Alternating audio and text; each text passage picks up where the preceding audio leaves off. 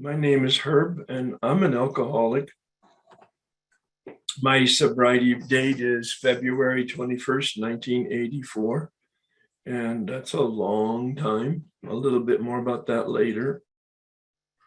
Welcome to our discussion, and I hope that's what it is today, a discussion about step 11. And first, I would like to introduce Melissa. The retreat center has sponsored us in terms of the administration as well as some of the marketing. Our retreat center that is very dear and near to me as well as my family, and located about a mile away from where I lived for the last 45 years. So, Melissa, please. Good morning to all, good afternoon, and good evening for all parts of the world. My name is Melissa. I'm one of the hospitality associates here at the Mary and Joseph Retreat Center. We were established in 1963 by the daughters of Mary and Joseph. We were envisioned by the late sister Mary Ignatius. Here on our campus, we host and sponsor private and group retreats. If you want more information about our campus, please visit us at maryjoseph.org. So just a little blurb about Herb Kagan. He's been connected to the Mary and Joseph Retreat Center for many years, and he's truly a part of our family. His 12-step and centering prayer groups have been extremely popular at the Retreat Center for decades, and now since the start of the pandemic, he has moved these popular offerings to Zoom. So thank you, Herb. Herb's journey includes 7 years in Claretian Seminary, a graduate education in psychology, 40 years in human resources consulting, certification as a spiritual director, 37 years of active participation in a 12-step fellowship, and the publication of 3 books on spiritual awakening. We are so delighted to have Herb here and for his help. Thank you so much, Herb, and everybody here. Thank you, Melissa, very much for such a wonderful unpaid commercial. That was great. And yeah, the retreat center is here in the middle of Los Angeles, actually in the middle of the peninsula that we live on in Palos Verdes, and it's 8 acres. One side of it overlooks the ocean and the other side of it overlooks the city of Los Angeles. It doesn't get much more solitude as well as beauty. So if you're ever close to the area, do yourself a favor and show up. I'm inviting you at this point to just get quiet. It's a very special day, 9/11, 20th anniversary of horror and human tragedy. And quite frankly, what we're doing today is a complete antidote for what's happening in the world today. Unconsciousness and inhumanity. The antidote is consciousness and compassion. And that's why I'm so very energetic, excited, eager to have our time together today. I've spent quite a bit of time this week thinking about it. I've spent all morning, over an hour this morning, meditating about it and praying for guidance to be effective. I do lots of presentations. I hope this isn't a presentation. I hope this is an experience for you. You're here for a reason. Each of you knows your reason. Some of your reasons are conscious, and some of your reasons are unconscious, and you don't know that you don't know, and you can't see that you don't see, and it's only afterwards today or afterwards next week that you will look back over your shoulder and go, oh, that's totally my experience. What I'd like to do right now is invite you to pray. This is the Serenity Prayer. Most everybody knows it. You're all on mute. So I'm encouraging you to pray out loud, but you don't have to, of course. I have no rules. You can pray out loud, or you can pray quietly, or you don't have to pray at all. Prayer is not about words spoken out loud or spoken quietly. Prayer is not about the words. Prayer is about the intention. The Serenity Prayer signals what the intention is. Serenity. What can I influence? What can't I influence? As many of you heard me say, I threw away the word control 25 years ago because I realized I don't have any control over anything outside of myself or anything inside of myself. No control. I have no control. It's a delusion. So why use the word? But I have some influence. And my life's journey is to identify and become conscious of that what I influence and that what I can't influence. The virtue that comes out of that navigation is wisdom. That's why most young people don't have wisdom. They haven't made enough mistakes and corrected them yet. Wisdom comes from making an effort, making a mistake, and correcting it effectively. And then you, oh, I see how this works. I see who I am. I see who I am not. I see what works. I see what doesn't work. In the rearview mirror, very rarely do we see it in advance. Please join me in that serenity prayer. God, grant me the serenity to accept the things I cannot change, courage to change the things I can, and wisdom to know the difference.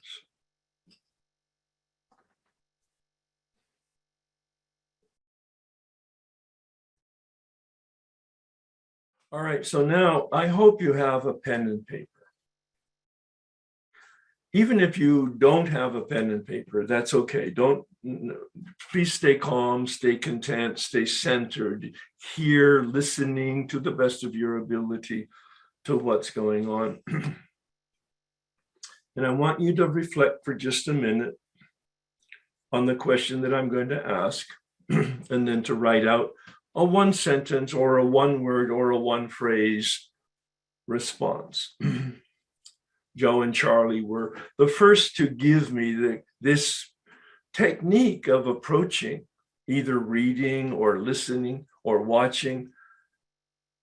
And that is, the questions are so much more important than the answers. No, that was their statement.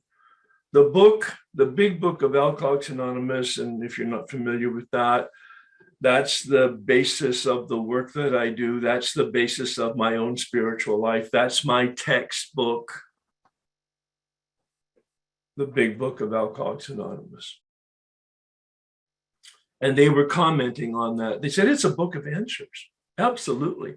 But it's a wonderful book of questions. And then they said, tongue in cheek, with a little smirk on their face, you'll understand and identify the questions because at the end of the sentence, there's a question mark. I love that sense of humor. But here's their insight. The question mark is a stop sign.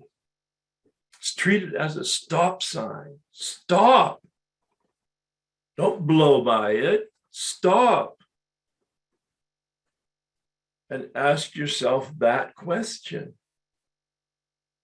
They went further and said, and turn statements that are made that have a period at the end, turn statements that are made into a question. Turn it inside out. It'll break open the sentence like one of those New Year's pop things that the confetti comes out of. Each sentence is a thought of the author. And when you read it intentionally this way, what was the purpose of this sentence and these words that this author is using? What's this person trying to communicate to me? All of a sudden, with a highlighter in hand, it's like the somebody put one of those coal miner hats on with the little light in the front, and they turn the light on, and you can finally read the meaning of the sentence.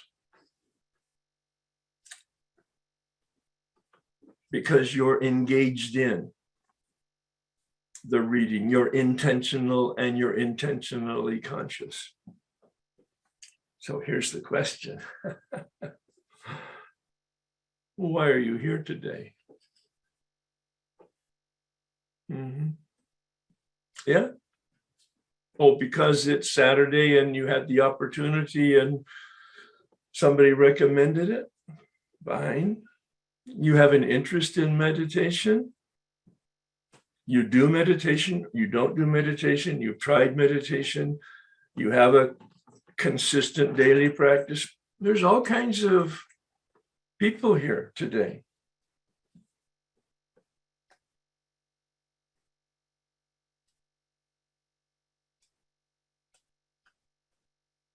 Why are you here? Write it out. As you've held the question, one of my teachers is Richard Rohr. He's a Catholic priest, a Franciscan religious priest.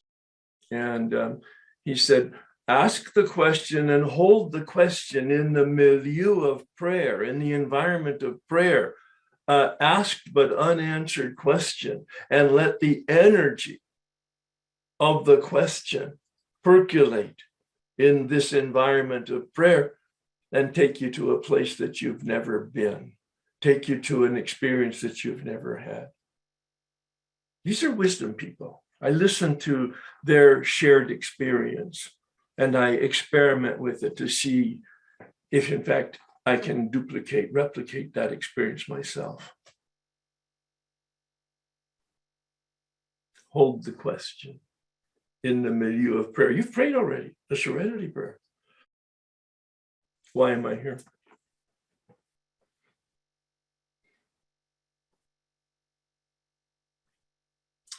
Okay, so how hard was that? Well, no, you've just done two things. The whole point of our being together today. I'm going to put some things on the screen. I'm going to go back and forth.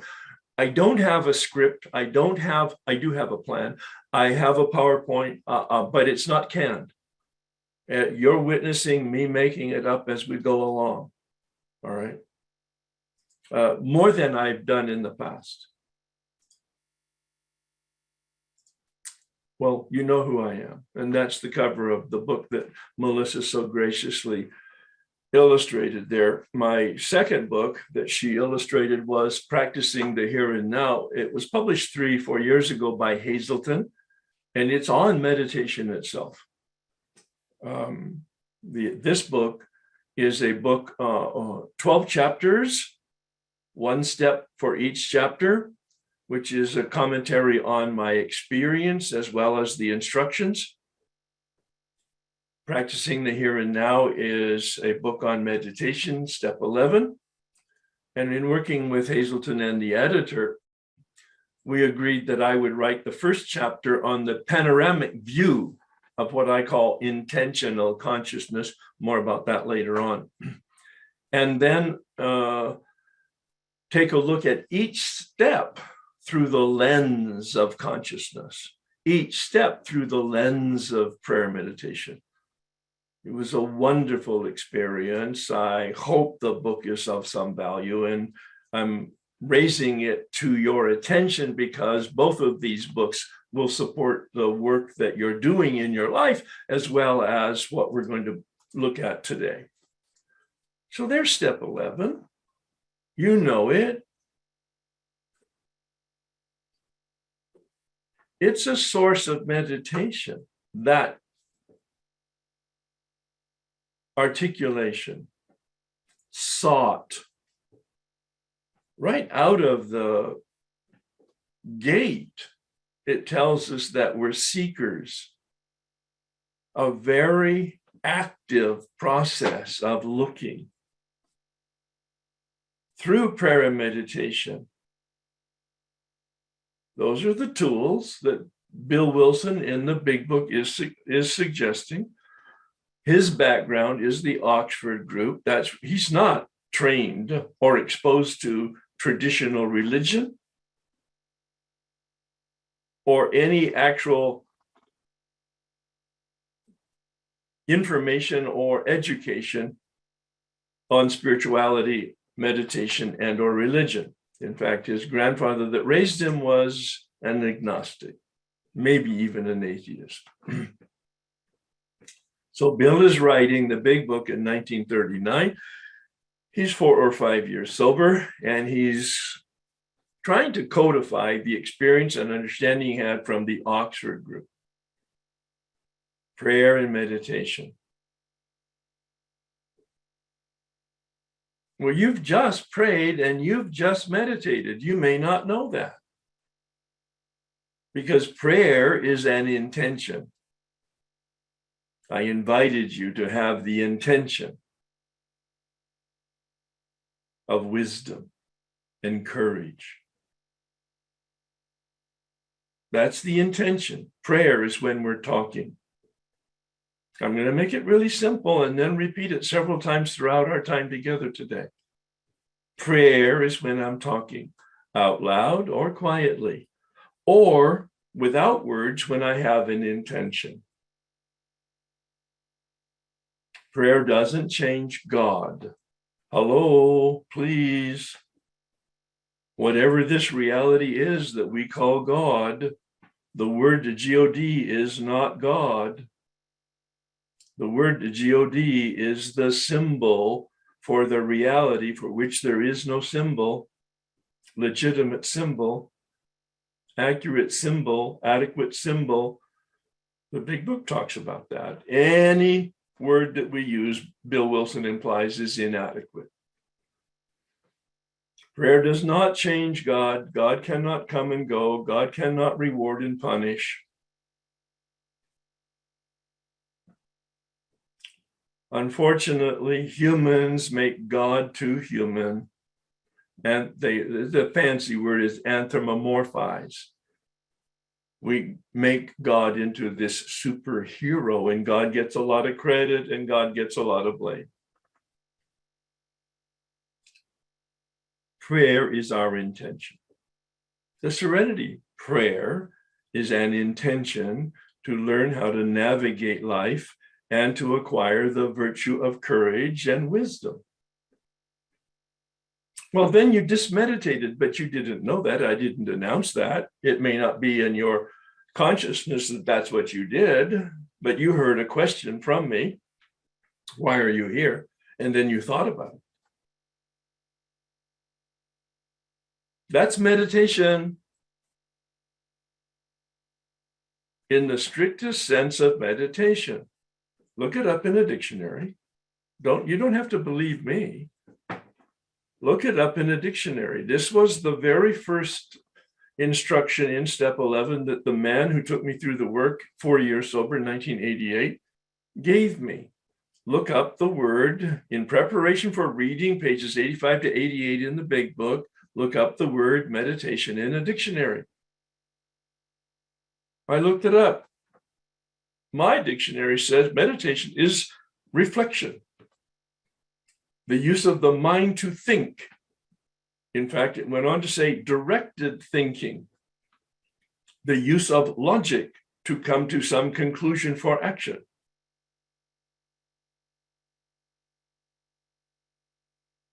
I asked you a question. Why are you here? You thought about it. In the milieu of prayer. You had just prayed the Serenity Prayer. You weren't conscious of the prayer connected to the question, perhaps. It doesn't matter. Existentially, that's what happened. You prayed and then you meditated because you were thinking about a question and then you wrote out an answer.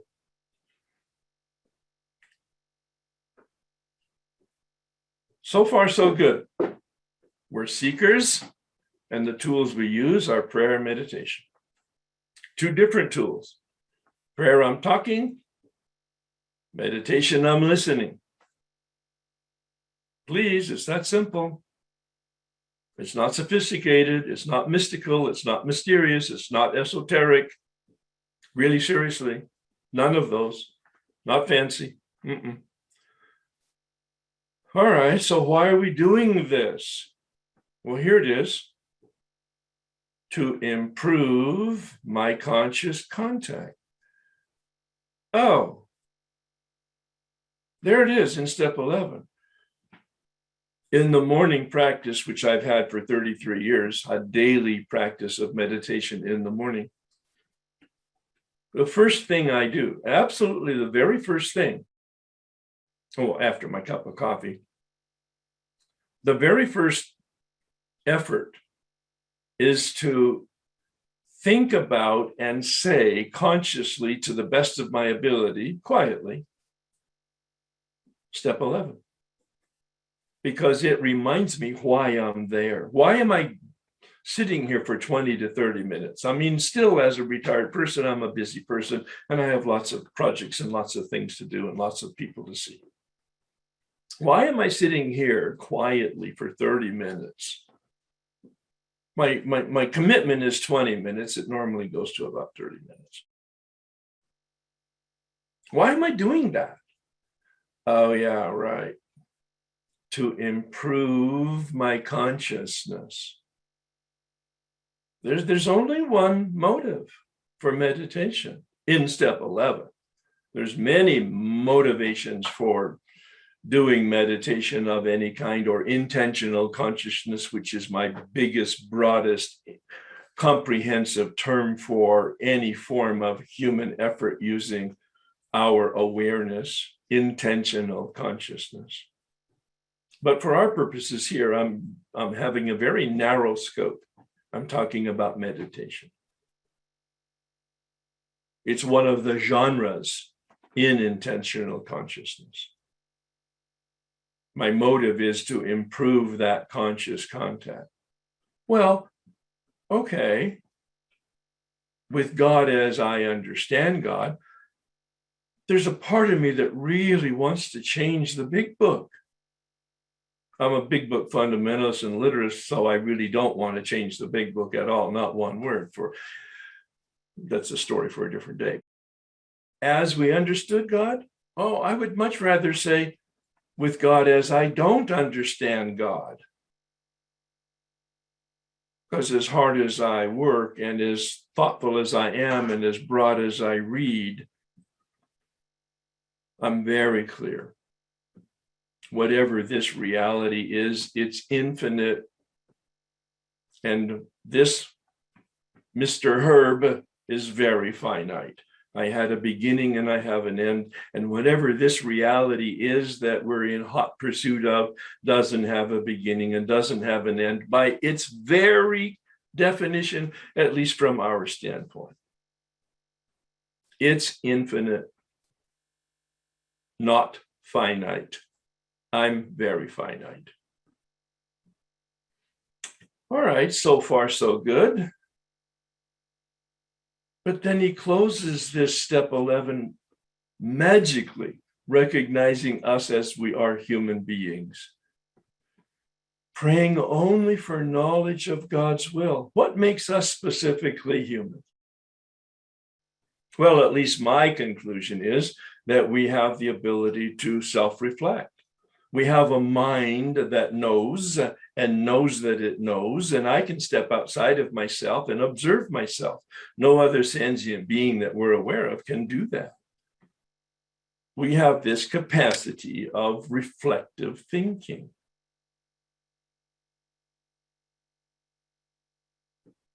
But I have an experience of being very exposed to an awful lot of academic information.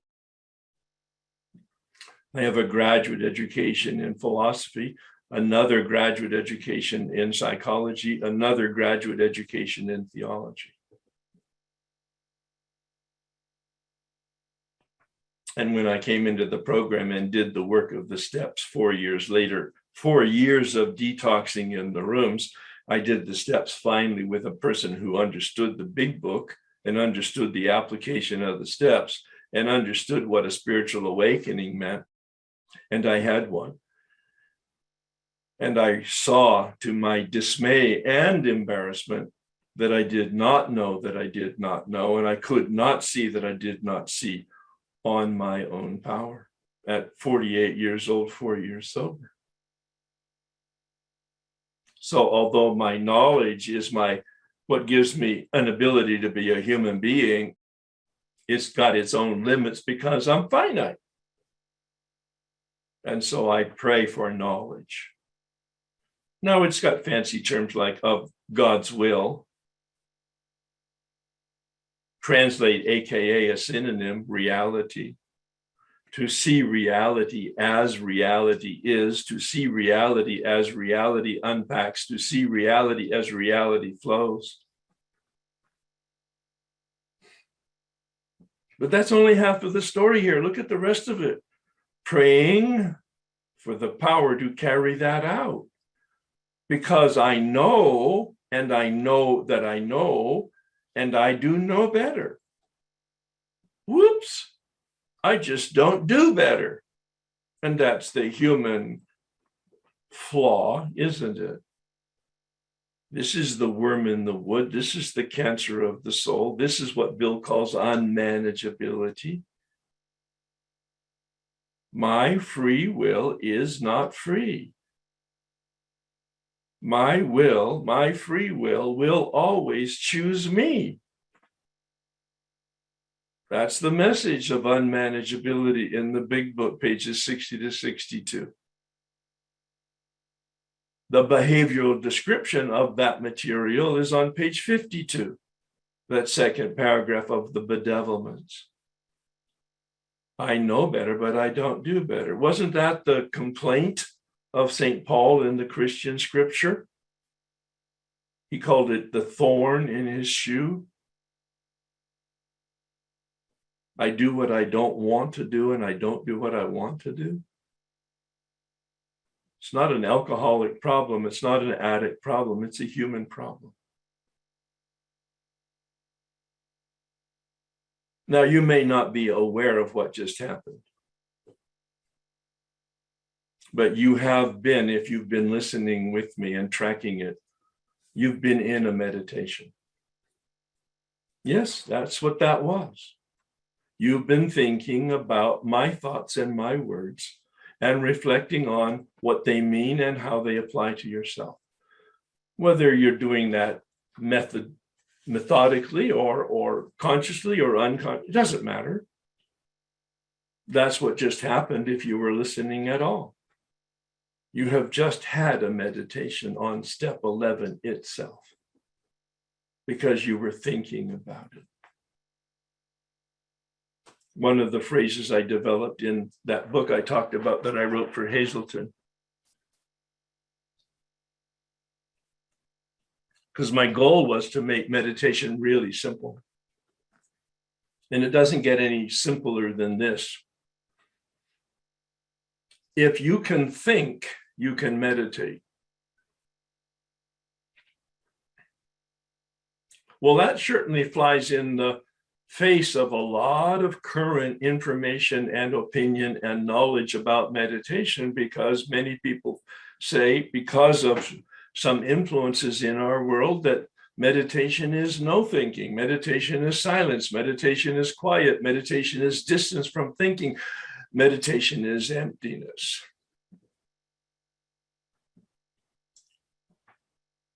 Wrong. Sorry. This is not my opinion. This is the opinion of the dictionary. Now, God bless them, the people that brought the message of consciousness from the East, India, China, Tibet, Japan, the people who brought the message in the 40s, 50s, 60s, 70s. English was their second language. They brought an consciousness practice to us, which is a 5,000 to 10,000 year old practice. Wonderful practice from the East of consciousness. And they called it meditation. But it's not, it's contemplation. We're not going to talk much about contemplation, perhaps a little bit toward the end. It's in direct contrast to meditation. Meditation is the use of the mind. Contemplation is the use of the will. At least this is my approach and my understanding. Contemplation comes from the Latin root, templare,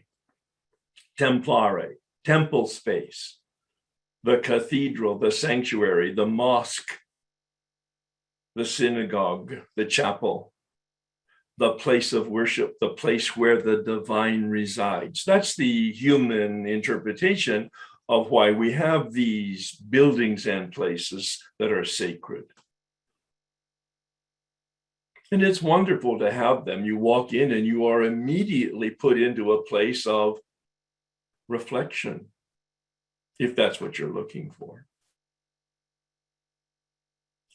But Bill captured it in the chapter 4. The truth, he wasn't a trained theologian, but he was very theologically correct from at least my standpoint. He was a very human being, but I believe he was a mystic and a prophet. A mystic in this sense that he saw the truth at a level most of us don't.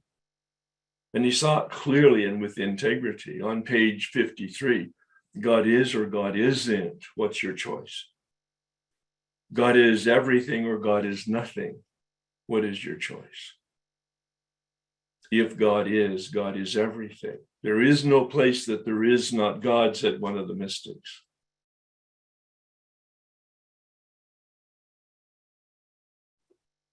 In the preface to the very first edition of the Big Book, in the very first preface, in the first paragraph of that preface, at the last line of that paragraph, Bill says, our way of living, prophetically, our way of living may have its advantages for all. Our way of living, steps 10, 11, and 12, may have its advantages for all. Not all alcoholics, not all addicts, all human beings. A prophecy that's being realized today. So, this man who took me through the steps in 1988, after he heard my story for about 45 minutes, he listened to it. He heard about philosophy and theology and psychology and 4 years sober in Alcoholics Anonymous. Look at me now. He said, you have a lot of information, but you have very little transformation. I hope you're looking. You have a lot of academic knowledge, but it's never been filtered through your heart to your feet. You've not changed. You're out of control. You're behaving in a way that people in a 12-step program don't behave, and people on a spiritual path don't behave. You have the thoughts of a spiritual path, and your feet are filled with mischief. I'll be kind. And he quoted Einstein, the consciousness that created the problem cannot be the consciousness that solves the problem. Here I am, 4 years sober, going to step studies, going to book studies, going to a meeting every day, calling a sponsor every day, thinking that I'm a Renaissance man. I come to understand and experience that that was a delusion. He took me through the 4th step out of the Big Book, and I became awake to the fact that I had been asleep. And rather than a Renaissance man, I turned out to be a Neanderthal. And I was embarrassed. I was embarrassed that I was a Neanderthal, but I was more embarrassed that I had never seen it. The consciousness that created the problem cannot be the consciousness that solves the problem. I need a new consciousness. Please join me in this prayer. Again, I'm asking you, inviting you. I have no rules, out loud or quietly or not at all, but at least adopting the attitude. Whether you pray the prayer or not is not important to me.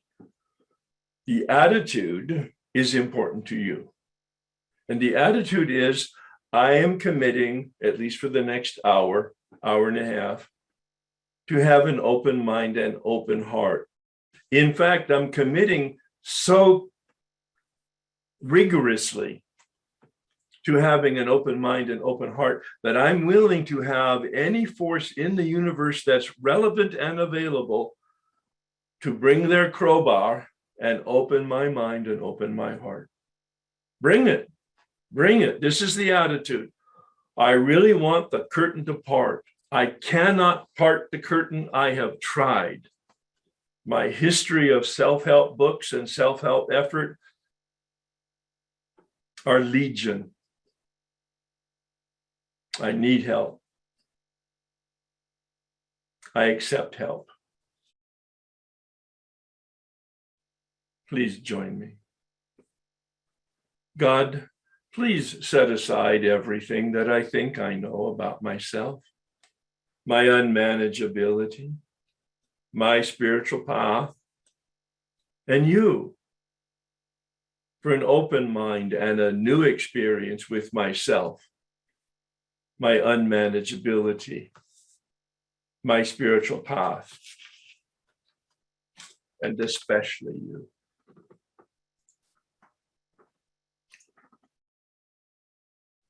One of the experiences I had going through the big book at 4 years of sobriety was, what does unmanageability mean? This man showed me on page 52 these bedevilments.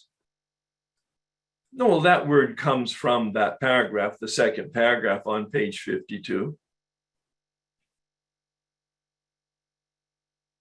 And I looked it up, to be controlled as if by devils. And he said, take the words in the big book and make them personal and make them present. The man who was taking me through the work was, I was 10 years sober. This was the third time I was going through the work, and he's the one that introduced me to the set-aside prayer. I'm saying it this way because it's a process. Don't think that this all happened at one time. I came into the rooms in 1984. I stayed there with sponsorship and all of the things that you do on the external basis for 4 years. And then I engaged this other man to take me through the steps. And he's the one that introduced me to step 11 in an effective way, which I'll talk about in a minute. But then I did the work again with another man 3 years later, and I had a different experience, a broader and deeper experience with the step process, especially step 4. A story for a different day. And then at 10 years of sobriety, I went through the work again with another man who introduced me to the set-aside prayer, who introduced me to unmanageability, which then prepared me to have a new experience with steps 2 and 3, which I will talk about in a minute. Unmanageability, the best kept secret in the rooms. What is unmanageability? No, it's not connected to addiction, please. There's a dash. Step 1 doesn't have an and in it. Admitted we were powerless over alcohol and. No, that's not what it says. Admitted we were powerless over alcohol dash. Unmanageability is not connected to my addiction. Oh, of course, practically speaking, if anybody's into and practicing their addiction, their life's going to be unmanageable. But what about a person who's 1 year's abstinent sober? What about a person who's 5 years clean and sober and abstinent? 20 years, 30 years. Dash, our life had become unmanageable. This is what it looks like. I am having trouble with personal relationships. 10 years sober, having 2 spiritual awakenings. I want a divorce from a wife of 25 years. I can't control my emotional nature. Problems of anger, some fear. I am a prey to misery and depression. It wasn't my problem. It was my wife's problem. She was literally a chronic depressed person. finally rolled over, went to a doctor, got a prescription, antidepressant, even though she had been in AA for 10 years and had a sponsor and did all the work and had improved her life, she was still depressed and needed medication.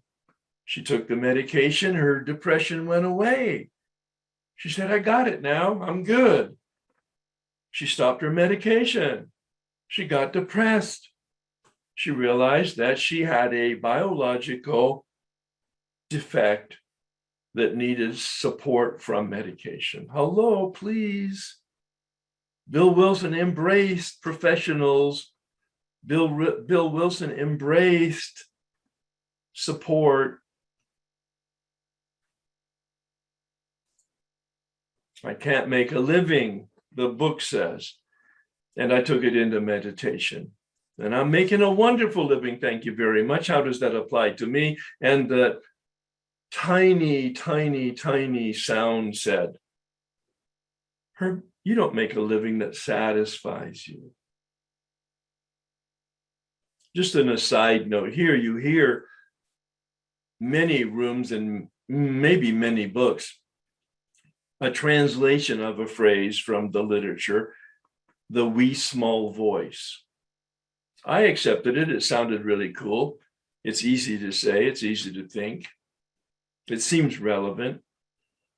But 5 years ago, I did some research on my own to see if that was an accurate translation.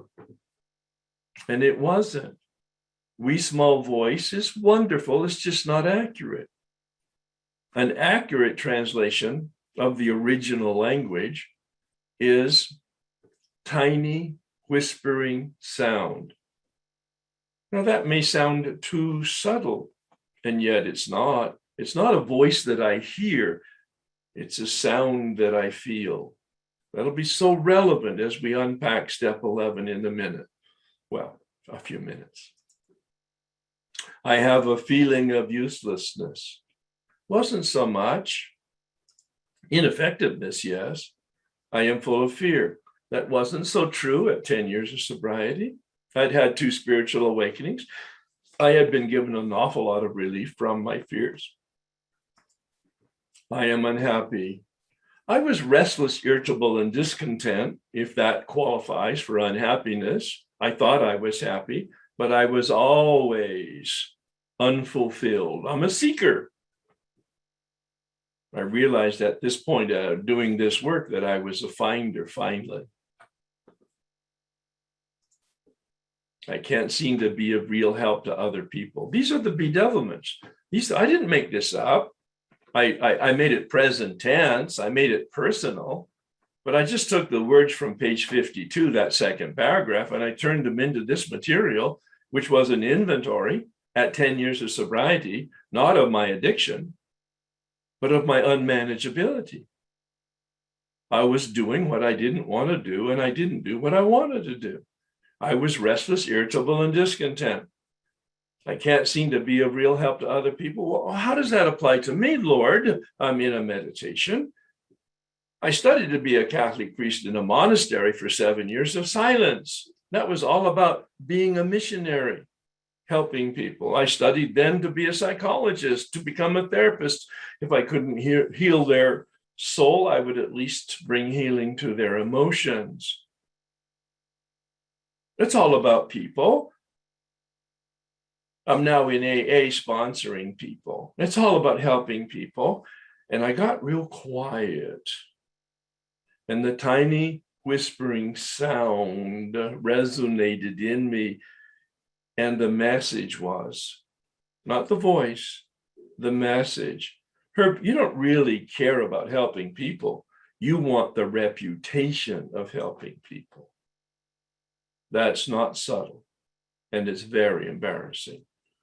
But at the same time, I was in therapy because I was dealing with some of the wrinkles in my emotions. At the same time, I'm dealing with wrinkles in my soul.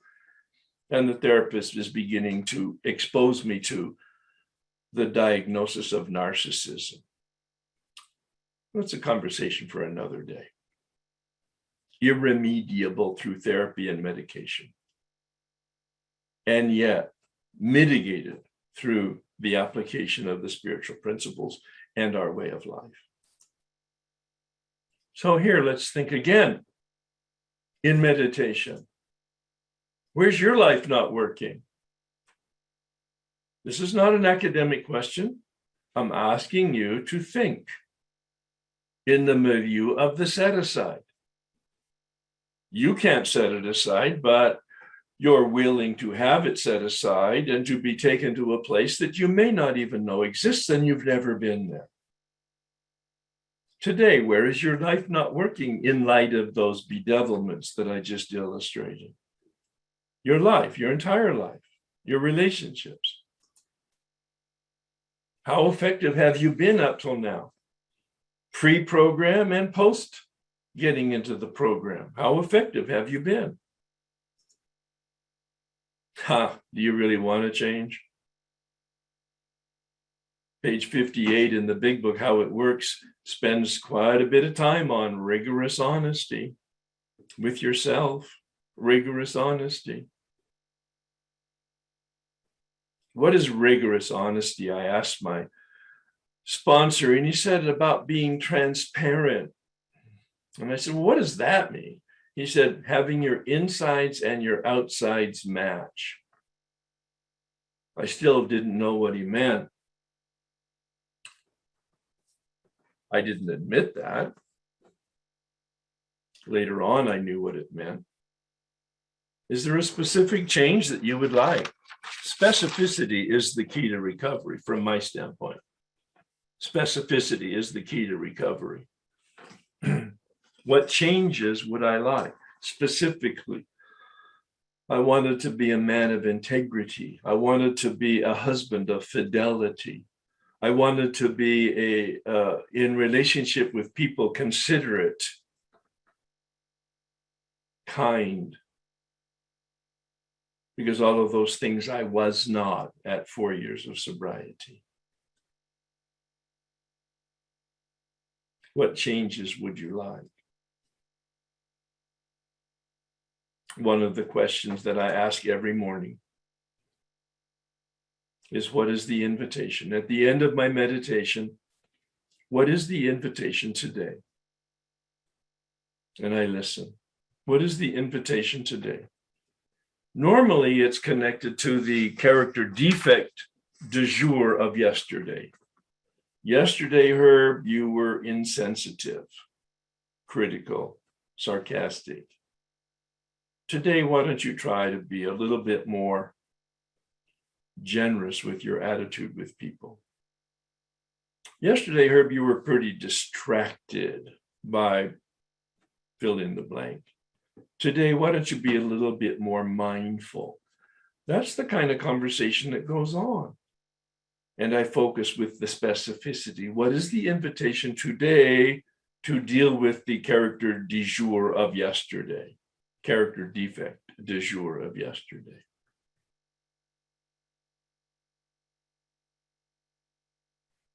See, you're meditating because you're listening to these questions and hopefully thinking about them and maybe even writing out something, or at least attempting to remember something.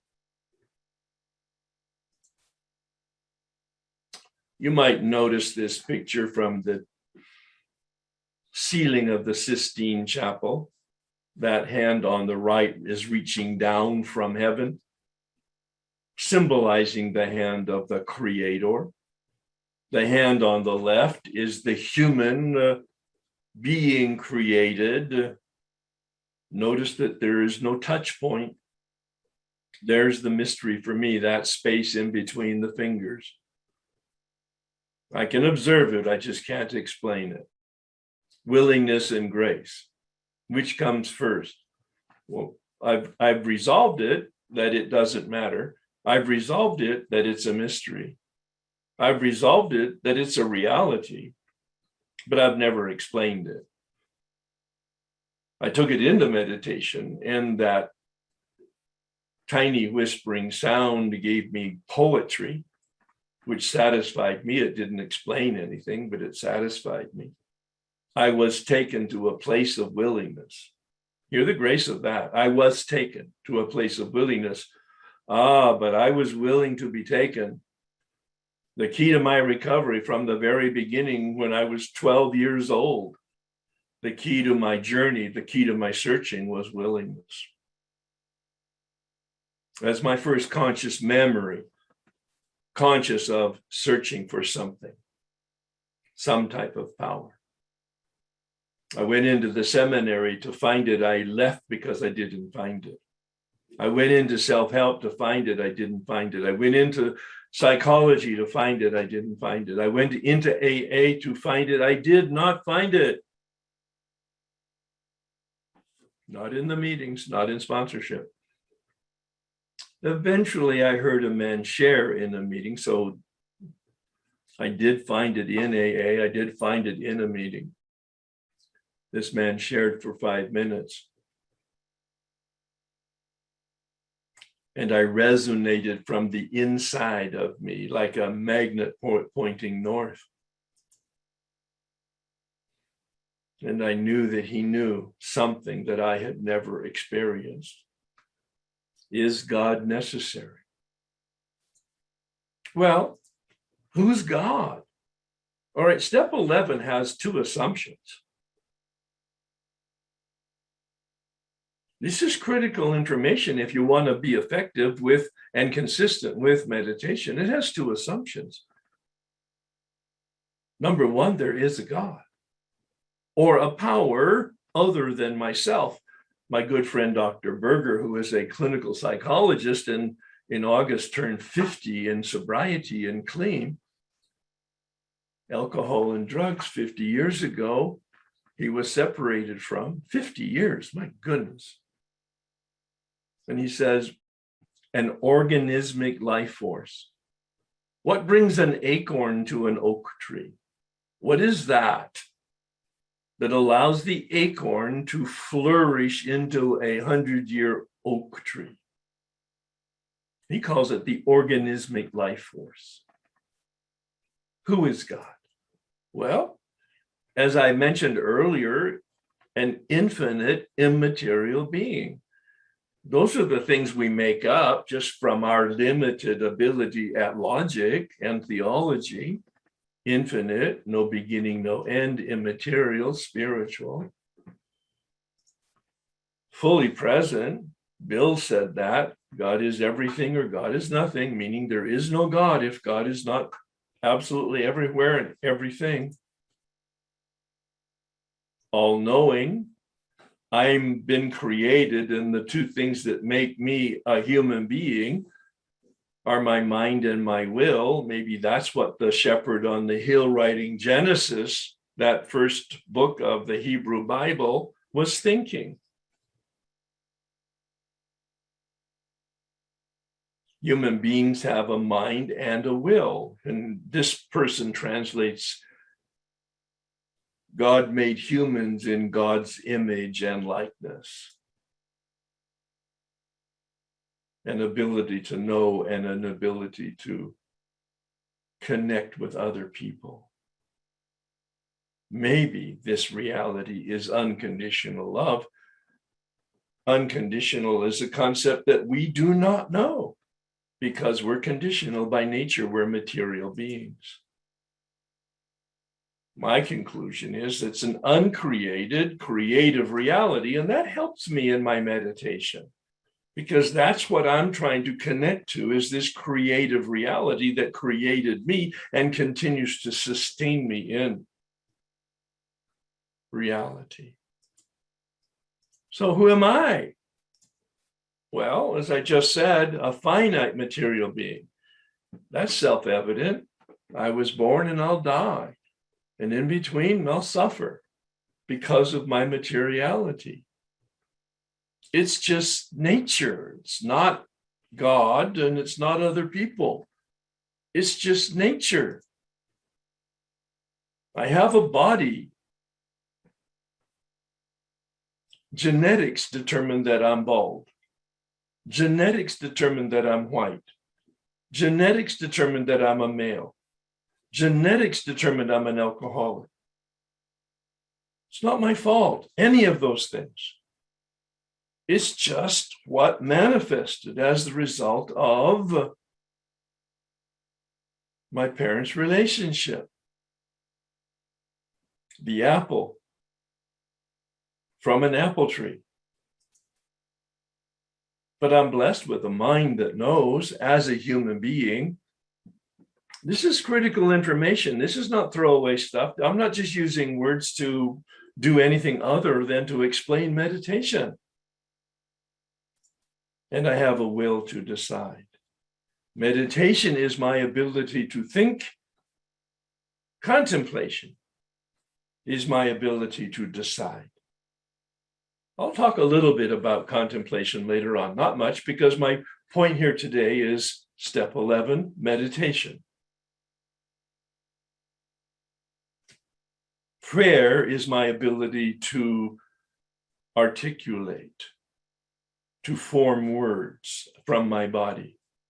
Meditation is the ability for me to form thoughts from my mind. Contemplation is the ability for me to consent from my will to the presence of the presence. That's my scenario for unpacking the difference between prayer and meditation and contemplation. And each of them has a different methodology. Now, it's artificial of us to separate it out like that because it all interweaves as we're doing it. I sit in the morning and I pray to open up my mind and my heart. And then I meditate in order to receive guidance. And then I sit in contemplation, in an act of love, of presence, inviting that presence to have its way with me. I'm a finite created spirit that needs a relationship with, has a relationship with, but needs to improve that relationship with. Uncreated spirit. The model is the model of a human being that I use for each step and all of the steps together. Those of you who have been exposed to my workshop know how that works. I'm not going to spend any time on that. But step 2 is a decision. Bill calls it an act of faith about power. Ask yourself, what do you believe? Oh, more meditation, Herb. Yep. What do you believe right now? What do you believe about power? God as you don't understand it. Fundamental assumption to meditation. We're not spending much time on it. We're just asking you to challenge yourself about whether or not you believe in a power other than yourself. And what is it that you believe?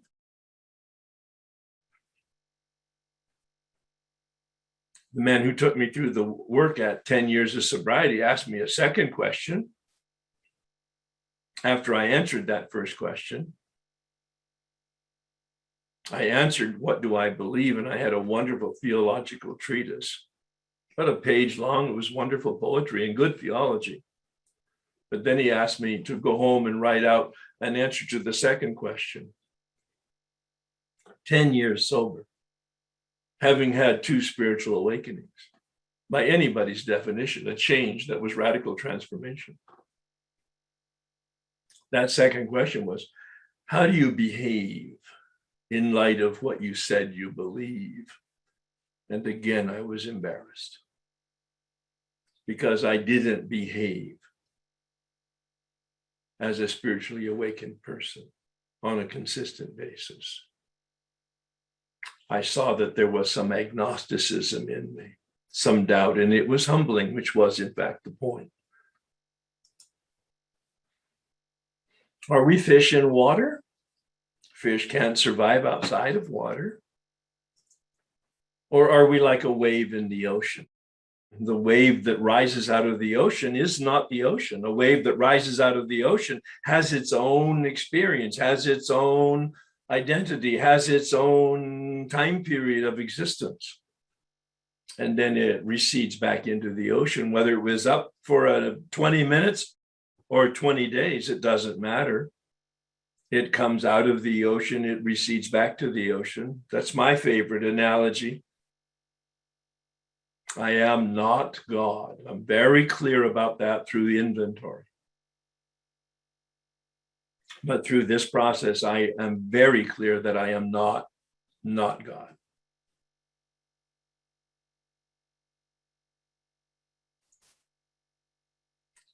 And then I make a decision for a relationship, step 3. These are the assumptions of step 11. That I make another decision, a faith decision, but a trust decision for a relationship and a commitment to clean away the darkness in me that shades me from the sunlight of the Spirit.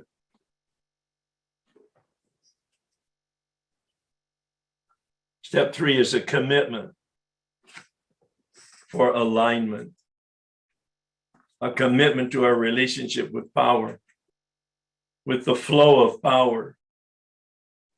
I make decisions that go against nature. I make decisions that go against the flow of the life force. I use my willpower to support my self-centered interests, and I can't help it. My life is unmanageable until it becomes manageable. By the end of the 9th step, I'm placed in a position of neutrality with regard to my addiction. I am placed in alignment with the flow of power. That's the turning that is committed to in step 3. That's the turning that I commit to in my morning meditation. How can I be in alignment in the world of the Spirit? Using my body and my mind and my will again.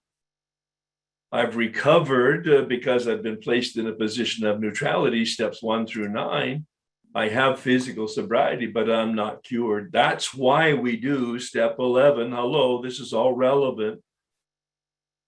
Everything I'm talking about is relevant to step 11. Why do we do step 11? Not because I want to feel better, not because it's step 11, not because I'm told to. Do you believe you're powerless?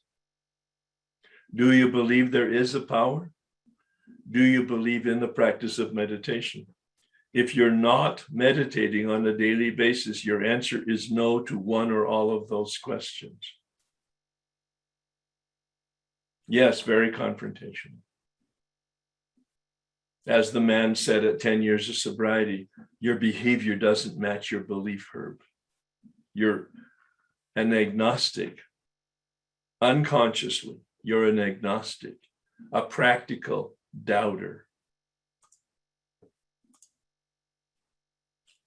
Bill says, we enter the world of the Spirit.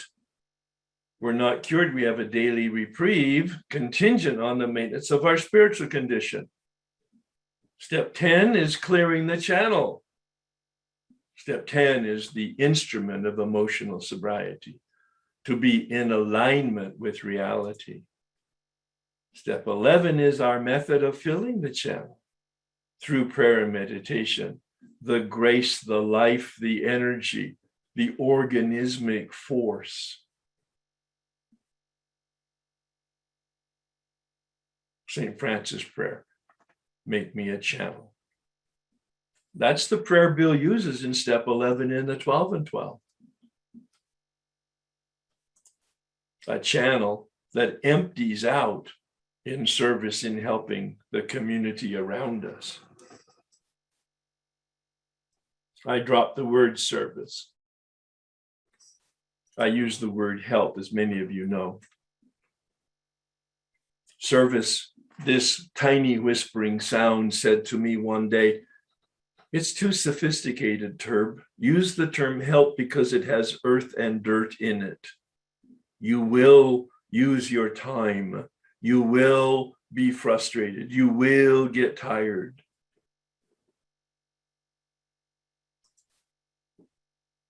Step 11. It's a powerful articulation of a process.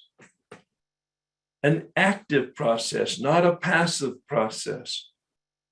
We don't sit quiet, empty of thought, distant from thought, having no thought. No, we in fact are quite thoughtful in meditation. The whole point of that is to get guidance. Think in terms of GPS. If those of you who have heard me before, I applied it to step 10. But this week I've been applying it to step 11, seeing it's so totally relevant. GPS.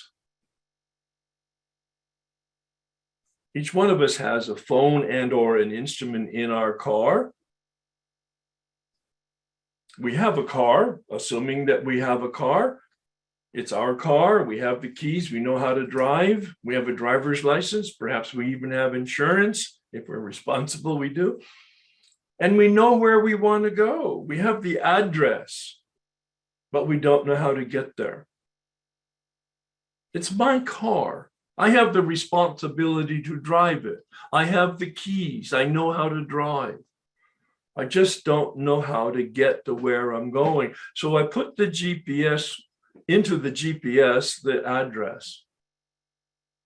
And then I listen and I follow direction. That's meditation. I don't know where I'm going in the morning for the day. I don't know where I'm going, perhaps if I'm giving it a broader perspective for next year, as I'm doing currently right now. I'm spending the next 2 months reflecting on what does it look like next year for me? What am I being invited to in terms of my activity, both personally and socially and family, but more especially with regard to my ministry. I call that the work that I do a ministry. Bringing information and experience to people who suffer to reduce their suffering. That's it. Because that was my experience. I suffered for 48 years, 4 years sober. I suffered because I didn't know, and I didn't know that I didn't know. And when I began to know, my suffering began to reduce. And I literally haven't suffered for 33 years. Oh, I've had some pain. My wife died three years ago, as most of you know, 52 years of marriage. We had a wonderful friendship for the last 33 since I began to change. So pain's inevitable, but suffering's optional.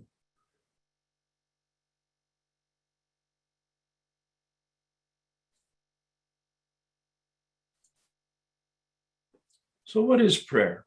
I've already mentioned it. I want to just reinforce it. It's a conversation.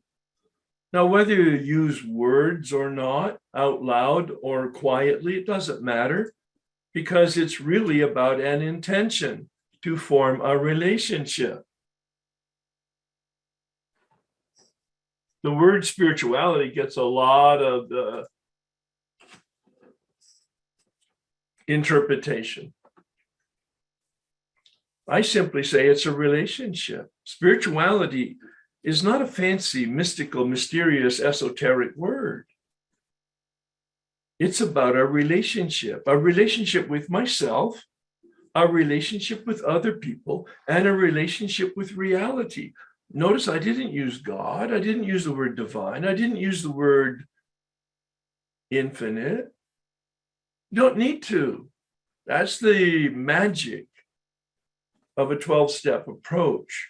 Totally inclusive, totally open, no dogma, no necessary beliefs, some suggestions for action. I want a relationship with myself. I have it. I want a relationship with other people. I continue to work on it. I want a relationship with reality. I have that. That's why I believe. That's what I believe. But it's my decision. That was the conversion point at 10 years of sobriety. I had already had 2 spiritual awakenings. Very powerful, life-changing, radical transformation change. But at 10 years of sobriety, this man asked me those two questions: what do you believe and how do you behave in the light of the set-aside attitude and prayer? And I realized that my concept of God to that point, my concept was the very impediment to my relationship. My old ideas, my knowledge, all of the rituals that I had embedded in me from my journey were the very impediments to my relationship.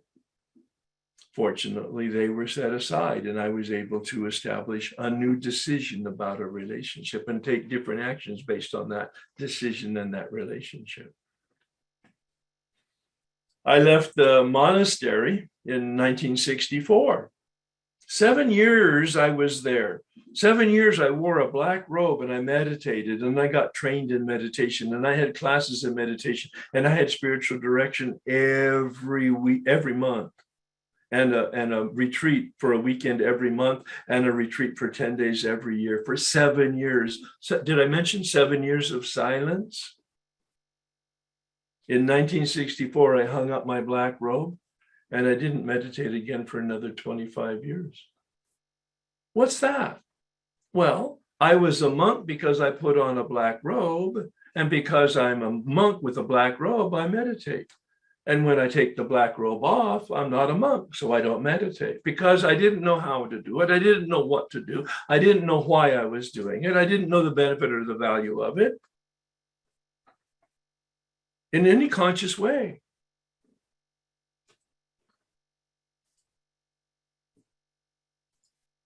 So this man in 1988 asked me to look up the word meditation in a dictionary. I haven't said what I'm about to say yet. It's the key to meditation. I've been saving it for you. Now I'm setting up, hopefully, an awareness for you to completely really listen to what I'm going to say, because it's so simple that you could miss it. It's so short that you could miss it.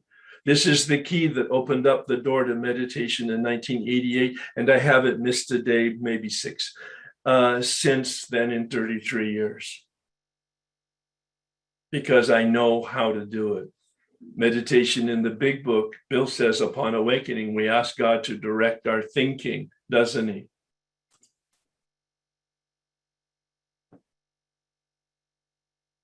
Why do we do it? Lots of people do it for physical health. They feel better. Lots of people do it for psychological health. They have more balance in their emotions. Lots of people do it because of theology and spiritual health. And some people do it for sociology. They have better relationships.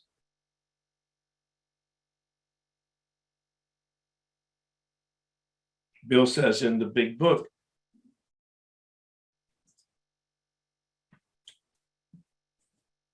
that we do it to listen. We ask God to direct our thinking, and then we begin thinking, paying attention to our thoughts. He has 2 instructions. Think about the 24 hours ahead. Consider your plans for the day. Pretty straightforward, but he doesn't tell us what it means. Think about the 24 hours ahead. I interpret to be my behavior. In my imagination, I look at my day planner. What am I going to do today? And so I interpret the second instruction, consider your plans for the day, as perhaps different than that. What might Bill have meant? Maybe he meant, take a look at who do you want to be? If thinking about your 24 hours ahead is about what you're going to do, perhaps consider your plans for the day. Who are you going to be today? Now, the key that I teased you with just a minute ago is not in the big book. What's in the big book is ask God to direct our thinking. This man said it's a prayer, Herb. It goes like this: God, please direct my thinking. Yep, that's simple. The big book then says we begin thinking and considering.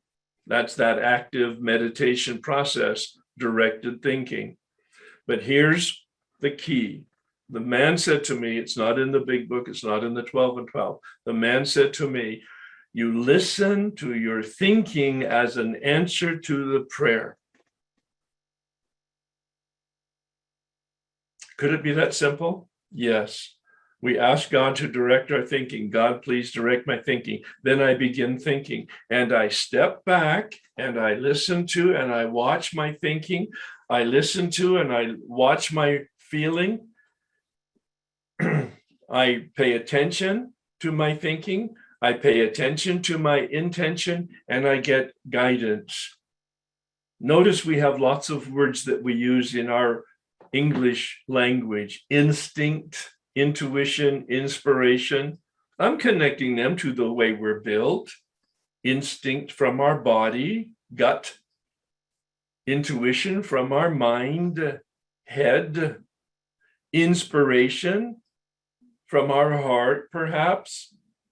Spiros, the heart word for inspiration, is a Greek word for breath. Spiros, breath, spirit. It's the root word for spirit, the breath of God in us for guidance. I think about the 24 hours ahead. I consider my plans for the day. It's like putting it into the GPS. Then I listen to my thoughts. I listen to my feelings. I listen to my senses and instincts. I listen to any area of awareness as the possible answer to the prayer, God, direct my thinking. I'm listening to the GPS. One of the wise people in a meeting once said, GPS, God positioning system. If you're out of alignment, then being in the flow of alignment is the source of happiness and tranquility and serenity and meaning and joy. Out of alignment is the source of our suffering. In alignment is the source of our joy. It's that simple.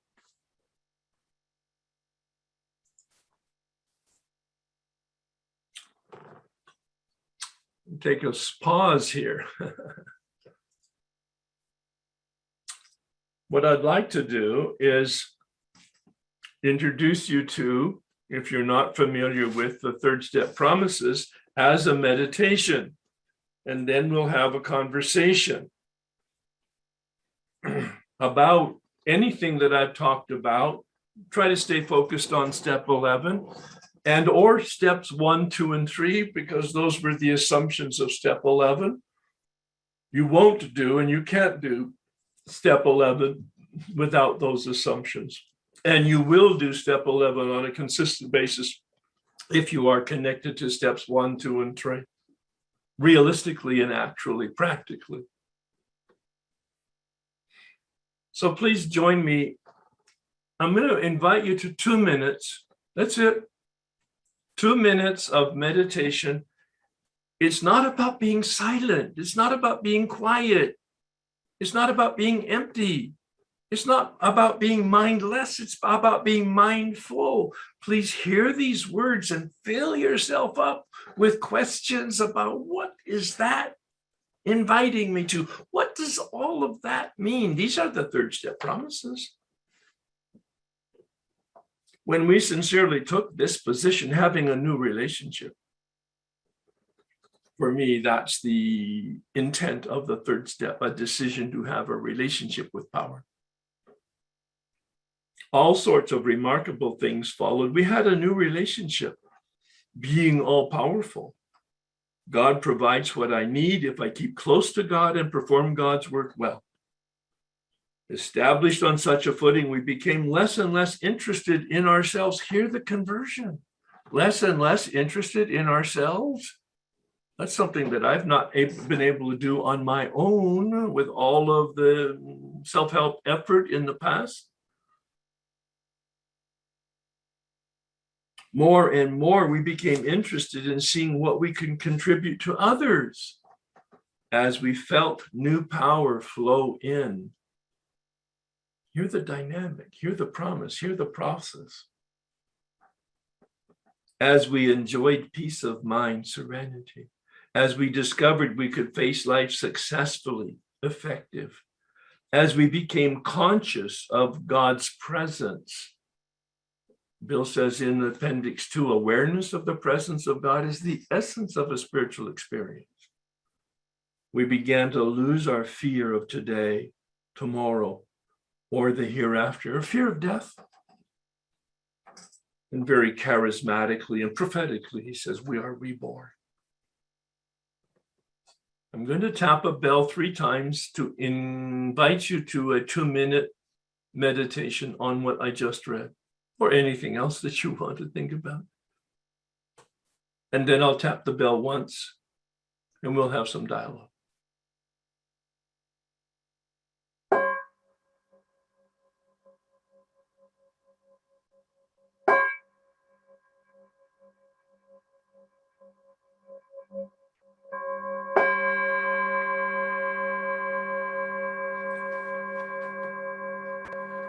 Listen to the wee, tiny sound.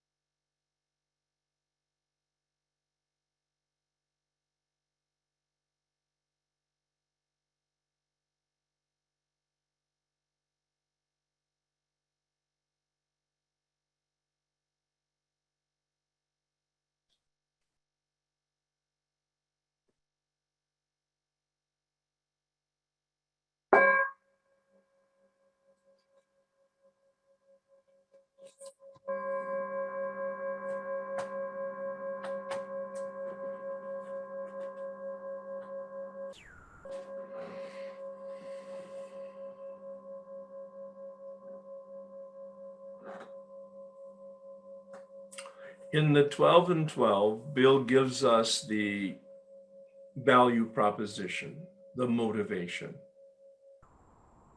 Why do meditation?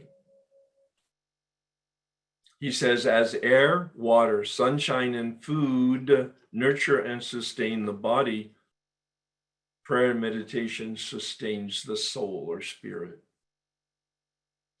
Your question is, do you believe that?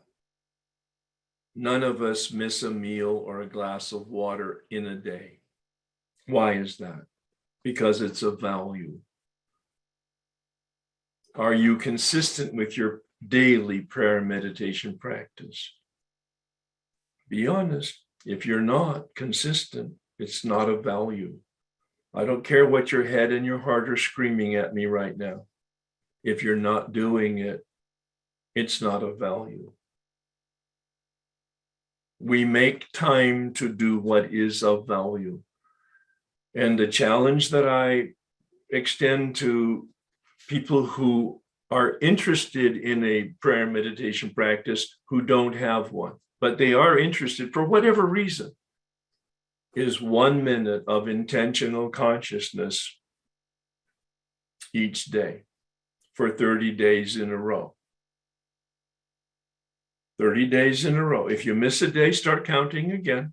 It might take you 60, 90, 120 days to get 30 days in a row. But if you get 30 days in a row of intentional consciousness, notice that's the broadest term, intentional consciousness, not prayer, not reading, not writing, thought-filled 1 minute, listening to your thoughts, 30 days in a row, you will have established a habit. And my suspicion is, and the evidence that I hear back from other people is that it works. That works. 1 minute. People say, oh, Herb, that's just not enough. Well, it's 1 minute, then you're more than you're doing now. So try that for 30 days in all humility and see what happens. We've got some hands now, and I'm prepared to continue for the next hour at least, as long as we have dialogue and people who want to have dialogue. My afternoon is open. You're welcome to leave anytime, of course, that your schedule and or your interests or lack thereof demand that you go elsewhere. So stay with us as if you want. There's no rules here. I hope you can stay for a while and ask some questions if they're, or share some experience about your approach to meditation. Not so much prayer, certainly not about contemplation, because I barely touched on that, and I don't mean to.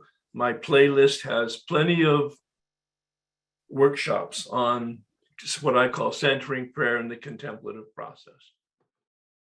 Your last comment actually sort of answered my question, which is, I find it difficult, especially when I'm just putting the food down, I'm a food addict, to sit in my skin to do my meditation. It feels like my skin is crawling, my thoughts are all over the place. I tried deep breathing, but you kind of, gave me a lot of comfort and inspiration that if I can have one mindful minute, then up from there, I think I could do it. So thank you so much. Well, at the same time, and it's not a substitute, but it is an alternative method. And that is, some people, because of ADD or some other kind of agitation, find it easy to walk slowly and meditate. So I'm not recommending that as an alternative, but I am recommending it as a possible practice that will give you a sense of just ability to move and also be quiet inside. Thank you. Yeah, thanks very much. I was very interested in the meditation we did, that I had a body reaction. My heart actually hurt, because what came to my mind was you saying, and I have it in big letters, how do I behave in light of my belief? And the fact that it was a physical reaction surprised me. I knew that it was a 2x4 in your face reaction. But then I thought, okay, I get that. That's something I have to work on. I will have to write about it and think about it and meditate on it. But now I'm going to think about the promises that Herb read. And it was like my whole body lifted. The weight was taken off me. I looked at the joy and freedom that comes with those promises. So I was interested that I had a physical reaction. The other thing that I really got was when you were talking about searching for power. Yeah. Because I realize that as I search for power, I have to accept the mystery. It makes it easier to accept the mystery. It sounds like a potential cop-out because we all want to be so rational. And yet that's the acceptance of the limitation. There's the humility, is like, I just can't get there from here because I'm finite, and whatever it is, it's infinite. Yep. Thank you so much. I liked the conversational feeling about this workshop very much. Thank you for sharing with us. Well, you're welcome. And I'm looking back on it just in the moment now, and I'm feeling like it was less a presentation and more a meditation. The entire was a reflection. I just looked at all my notes, and all of the notes came, but I wasn't looking at them. They were all just kind of like integrated as I was talking to you, because I really want to communicate this simplicity of this, the practicality of this, the benefit of this. It was very effective. Wonderful. Thank you. As you know, I've got a ministry of sorts, people I try to help who came from a certain place. Last night, I got a call from one of the guys. He's unable to stay off opiates. During the meeting, I got a voicemail from a guy with some sober time whose fiance asked him to leave because he's unable to practice fidelity. And I love how you describe step one. I know what to do, but I can't do it. And I've got in-depth identity with that. And I know I can't change people.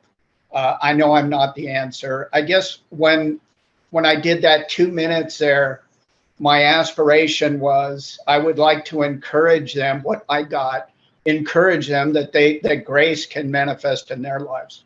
And when you talked about meditation, prayer, contemplation, that helix, that dance between willingness and grace, what came to me as a suggestion with these guys who are having a hard time changing is like the 1 minute, the 1 minute, and to stay open. I'm not their answer. And I'm just wondering if you have any additional input. I really do. Thanks for asking it. It's inside of what we're doing, and yet it's a little outside, and that is step 6 and 7. But 6 and 7 really are about 6, which I'm powerless over my character defects, and 7 is an acknowledgement that I need help. And the part that's not in the book, again, this same step guide that gave me the key to meditation gave me the key to my personal change. He said, step 6, your infidelity is you're powerless over that inclination, and you pray specifically for its healing. And here's what's not in the book. You call me every day and tell me how you're behaving. You pray every day because you're powerless. You call me every day because you're human. Specifically, the behavior stopped in 48 hours, has never returned. I continued the practice on a weekly basis of calling him and praying on a daily basis. And after 2 years, the inclination went away. All right. So he made a distinction between the defect over which I am powerless and the behavior over which I am responsible. Thank you. That's the power. Is it powerful? I had to have teachers like that. I went to this man who I mentioned earlier, Jim Finley, who is not in a 12-step program. He's just a fabulous spiritual teacher. And I commented to him about my practice of meditation and that I was bored. And he said, Herb, you're trying too hard. You're making it a task.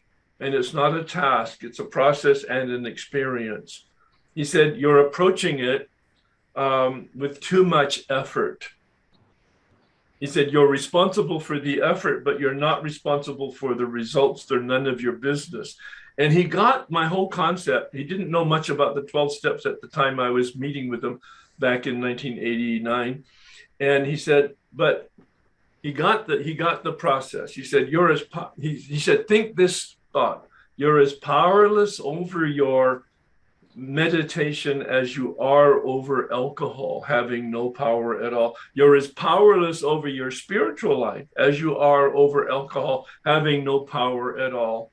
Sit in the presence of power, making the effort and detaching from the results. It was so freeing, because it took that 50-pound weight of cement off my shoulders of having to make it happen spirituality, having to make it happen meditation, that all I have to, and he said, there's only 2 mistakes that you can make: not show up and leave early. Yeah. Oh my God, it's that simplicity that just breaks through all of the sophistication. And then on my way out, he said, oh, by the way, Herb, if you want to know if your meditation practice is effective, after 90 days of a consistent practice, ask your wife how you're treating her. Yes. Well, because the connection that I made that startled me, and I hope it startled you, is between belief and behavior. Yes. All right. Yes. I can believe and practice anything I want, but if my behavior doesn't change, it's a fantasy. I love what you say. If you want to know what you believe, see where your feet are. It's very confrontational, and I hated it. Most people that hear it hate it. And yet once you embrace it, it's the truth, and it sets us free because we have an objective criteria. My feet tell me what my principles are. My feet tell me who I am. My feet tell me what I believe, not my head, not my heart, how I behave. Yeah. I do have a regular practice of meditation, and I have a friend or two, a couple of friends that are interested in meditation. And I was just thinking this 1 minute a day thing sounded like a pretty easy deal for them to try it out. Right. So you said, so it's a couple of minutes of intentional consciousness. So you said this, I just didn't quite get. So that intentional consciousness is it just listening to your thoughts? I mean, what am I?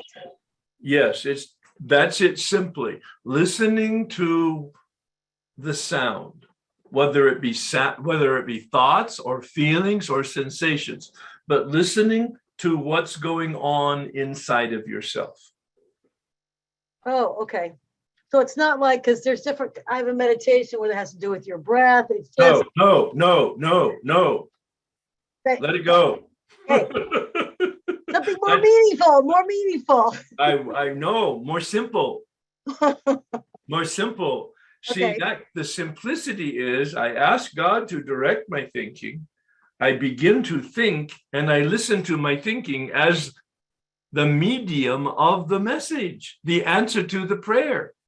God doesn't speak to me audibly through my ears. Apparently, God speaks to me through my thoughts and feelings. Now, the key here is to do a 4th and 5th step so that you can distinguish between God's voice and your own ego. That's really the key. Mm-hmm. Okay, but someone with no experience. Yeah, can listen to the thinking. If you can think, you can meditate. Keep it that simple. Yeah, I don't know. We have a tendency to really make it complicated because it needs to be mystical and spirit and esoteric, right? If it's going to be spiritual, oh my God, it's got to be special. No. Okay. It seems, yeah. I don't think so. You know what? I don't think they can do it. I think because they'll listen to their who thoughts. Can't do what? Wait. Who can't do what? Well, like this friend of mine, she does this 1 minute of listening to her thought. I mean, she'll go out of her mind with her own thoughts. Well, that would be an interesting experience for her. Maybe that's what she needs to do. So it's basically you're observing it. I mean, well, think of you may not know this, but the word ecstasy, all right, comes from the Greek stasis, right? To stand outside of oneself. That's what we're doing here. Oh. We're standing outside of ourselves, watching ourselves and observing ourselves. We call it reflection, or we call it meditation, or we call it something else. Yeah. Okay. Yeah, I just, we keep talking about those terms, meditation, reflection. Is it that important to know the differences with all of those? Well, I think it is. I think it is eventually, but in the beginning, it's not important to be knowledgeable. It's important to have a practice. Everybody who I've ever been exposed to as a teacher in any of the consciousness practice call it a practice. Yeah. It's not like oh gosh, I got it, Herb. Now I'm going to be a meditator. No, that's not how it works. It's Oh, kind of like, okay. yeah, no, now I'm going to be a beginner. Okay. Yeah. It's very And- humble. I don't like the humility of it. Well, you don't have to like it. Yeah. You just have Okay. to face the truth that you're finite, imperfect, all right, inadequate, ineffective. Oh, nice. Yeah, I'm feeling real good now. Okay, And thank you. Yeah, and I paid for this? Oh, yeah, no, totally worth it. Thanks for, Okay. but and the man said to my spiritual director said, Herb, a sense of humor is a sign of authentic spirituality. Here we go. There you go. Okay, thank you very much. Thanks very much yourself. You asked that question, why am I here?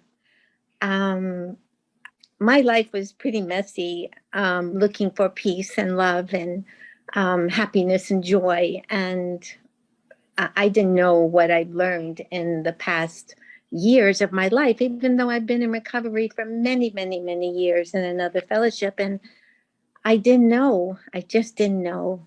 Well, why I'm here is because I'm graced every time I hear you speak about, for example, what was the word you used about specificity and be recovery? And I went, yes, because, and I'm not good at using big words, but I know that that place that I'm seeking is where I can find and hear this still small voice. I can't hear it in the worldly stuff. I can't hear it in the materialism. It's over, it's done, it's gone. But I hear it in my desire for something that is inexplainable, that I have no words for. And in that yearning and longing for this place, this space that goes beyond anything we, at least I understand, that's where I know is the gift God gives me of perfection, the four absolutes: absolute purity, absolute love, absolute kindness, absolute integrity. I wasn't able to do that on my own, but God, this this endless, no beginning, no end, that I hear you talk about, is where I find it, and He transforms me. It changes me. Thank you for everyone's service. Thank you for all I learn, and thank you for helping me grow. Well, and what you pressed a button in me with your thoughts and your comments to remind me. I wrote a meditation. I don't think it's been released yet. That God is consciousness. Now that has a lot of depth to it. It's not just something that you say, "Oh yeah, sure, of course." No, if God is consciousness, then that's why Bill says we want to improve our consciousness. Because the more I improve this consciousness, the more transformed I have. You talked about the Oxford Group 4 absolutes. All right. Well, we're not going to ever be perfect, of course, because we're imperfect by nature. We're finite, but we're challenged by the vision of perfection. We're challenged by the vision of progress. And the more conscious I become, the more transformed I become. All right. In the Greek theology and the history of some of the tradition, that talks about the deification of humans. The whole point of the Olympic efforts were for human beings to become as perfect as possible so they could emulate the gods. I mean, this is archetypal. It's built into our DNA that we want to become more identified with and connected to. Does that all make sense to you? Oh, absolutely. You pressed my button. I couldn't. Yes, no, thank you. The pain and suffering is being lifted Yeah. because my inside, God is is aligning my inside with my outside. I think that's the word you said. That's my most favorite word is alignment, because that then puts me into, if I'm disturbed, Bill says in the 12 and 12 in step 10, if I'm disturbed in any way, it's because there's something wrong with my spiritual life. I'm out of alignment, and I won't be out of alignment. If I'm in alignment, I will be in the flow. Not that I won't have pain, but that I'll be able to deal with it effectively. You know, usually you're very careful about the words you pick. Yes. It seems so. When you say listen, my first instinct is watch, but you mean listen? I do mean listen. Yes, I hear what you're saying because they're connected, but I really do mean listen. Yes, because it's not, and it's broader. Thank you for asking, or excuse me, making the comment, because it's broader than listening with our ears. Right. Because that's for sound, but we can listen with our, and you've heard it before, and it's a metaphor. Listen with our hearts. Listen with our gut. Listen with whatever in you can listen. Okay. And then listen meaning receiving sound. Okay. Go ahead. Okay. And then you've already spoken kind of to this, but it's slippery. What's kind of slippery? So when I sit for a minute and I listen, a couple of things happen when I've been attempting of late to do this. Is for one, I feel like I start downloading very quickly a lot of stuff, and then my instinct is to break that and write it down, because I forget stuff very easily as well. So I don't know that I should do that, but if I don't do it, I think I'm going to forget. I keep a pad and paper next to me. Okay. And then the other thing is, and you kind of spoke to this, I think, but is distinguishing. So I, or discerning, I suppose, what is. So I'm some thoughts are coming, and then in the midst of those thoughts is what I need to do today, and what's really important about, next Tuesday, and blah, blah, blah. So what might I do when I am done with my period of time to, sometimes I can tell what's important and sometimes I can't, and all of that. So I think there's a question there. Oh, no, there's lots of questions there and a lot of discussion potential. We're time limited, but no, wonderful. Number one, it helps me do a priority concerning the day and or the week. It also determines what I need to talk about to somebody else. All right. And that is maybe my partner, maybe my therapist, maybe my spiritual director, maybe my sponsor, somebody I need to talk about to sort of sort out what's coming from my ego and what's really coming from wherever that voice comes from. The word you used is discernment. It's a pretty sophisticated word, but it really just means thinking in the environment of prayer. All right, because I'm saying the set aside prayer, hopefully that will give me an open mind and an open heart, something I can't create on my own. And then I listen to whatever else is going on trying to discern, what's from the ego and what's potentially from the spirit. So, but it's a practice again, and we get better at it as we both practice, as we also test it out with somebody objective as an accountability partner. You mentioned something about the download. One of my teachers, after I had these experiences with step 11 and the understanding step 11 and practicing step 11 and seeing Jim Finley and task and effort and results and all that conversation. The following year, I had a teaching from another person, Father Thomas Keating, who taught me about contemplation. And he talked about in that, with a consistent practice, there will be the evacuation of the unconscious as our cellular structure releases all of the debris from our history. And we begin processing it because we're thawing out in the presence of the fire, in presence of the spirit, in presence of the sunlight of the spirit. All right.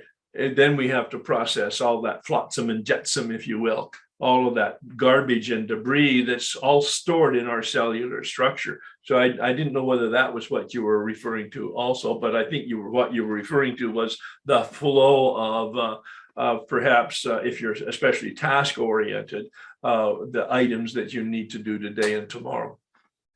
Yeah, kind of both, but very helpful. Thank you. Yeah, you're welcome. You're welcome. One of the metaphors I think that helps, especially in today's technology environment, is everybody has a cell phone. Well, most everybody. There may be exceptions out there, but I know that I have to plug my phone in once a day. Otherwise, it runs out of power. I need to plug in consciously once a day so that I am empowered and don't run out of power. I think there's a direct, wonderful parallel for us to kind of like get a sense of. I used to use the golf cart, but not everybody golfs. Everybody has a cell phone, usually battery oriented, whether it's a 24-hour or a week battery, it doesn't make any difference. We still need to recharge the battery. That's what meditation is. We plug into the power on a daily basis. And Bill says actually twice a day, doesn't he? Upon awakening, and then he says upon retiring at night. We have a meditation, which is an inventory. Don't overlook that. Just 1 or 2 minutes of a review, a radar. I use the image of a radar sweep. I don't spend a lot of time in the evening in a meditation. I do a radar sweep of the day. Is there any blip on the radar screen that needs to be taken care of now or tomorrow? Any blip on the radar screen? It's a sweep. It's not a time-consuming effort, but I want to be in alignment on a 24-hour, 7 basis.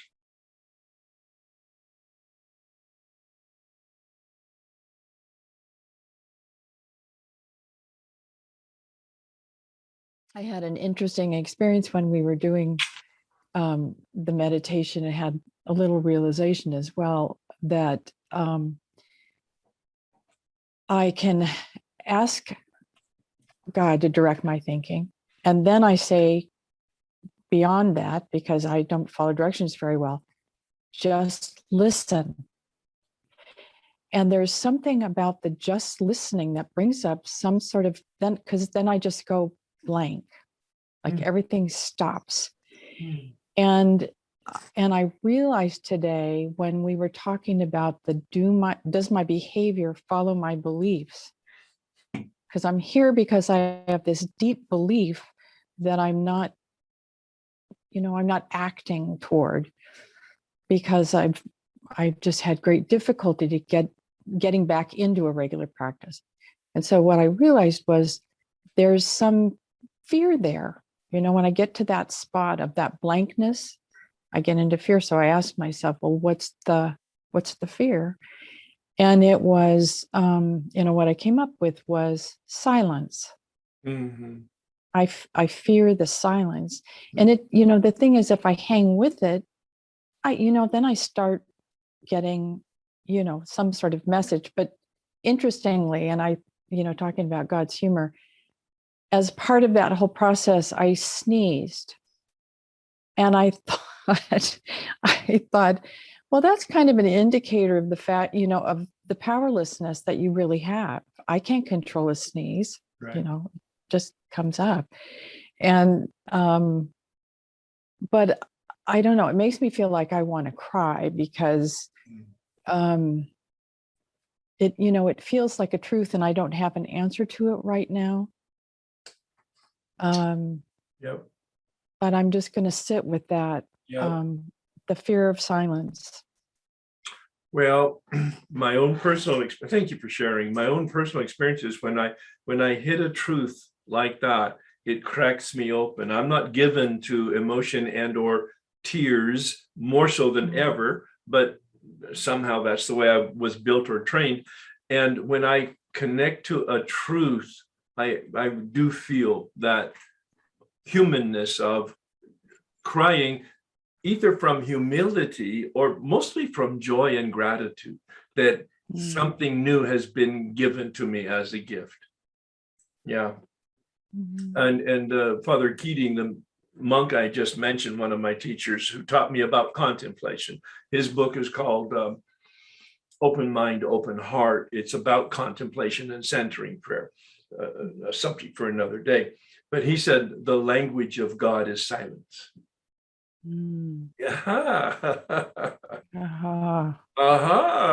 Exactly. Wow. Yeah. So it's okay to just go still, be still and know that I am God is one of the Psalms, isn't it? Yeah.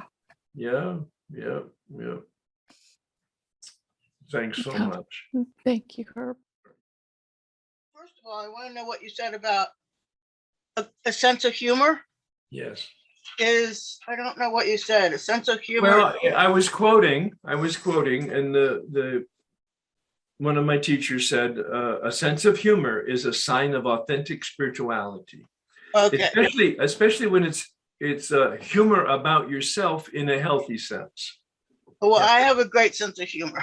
Yeah. Well, yeah, I'm developing one. It makes me a lot more human when I'm acknowledging that I'm more human than I think I want to be.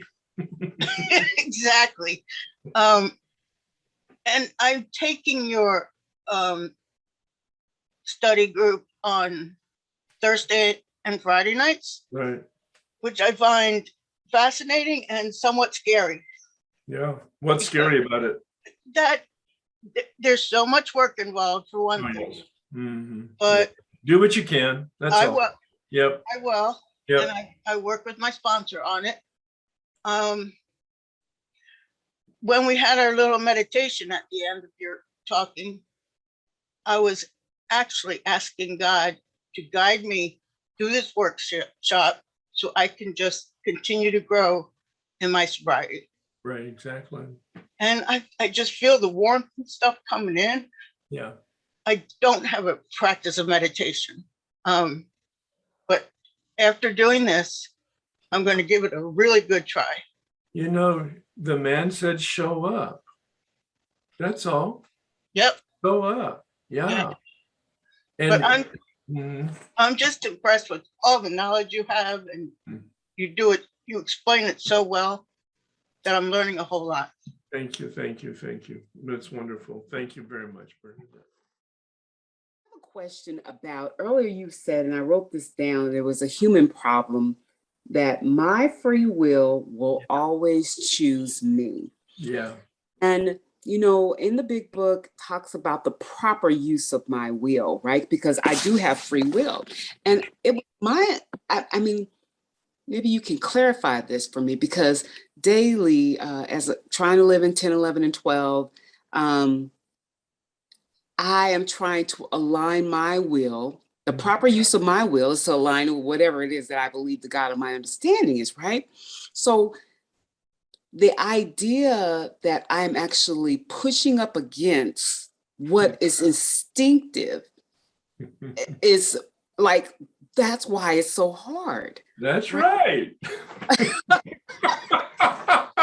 She broke the code. Hey, so I can, my free will is going to always choose me, but I can be very intentional, right? Okay. All right. Well, that's what you were talking about. And that's what prayer is. I found that so profound, being intentional, even with no words. So thank you for that. All right, so I'm going to direct you to read in the big book page, in light of your question, read pages 60 to 62, especially the first two paragraphs on page 62. All right, read slowly and prayerfully.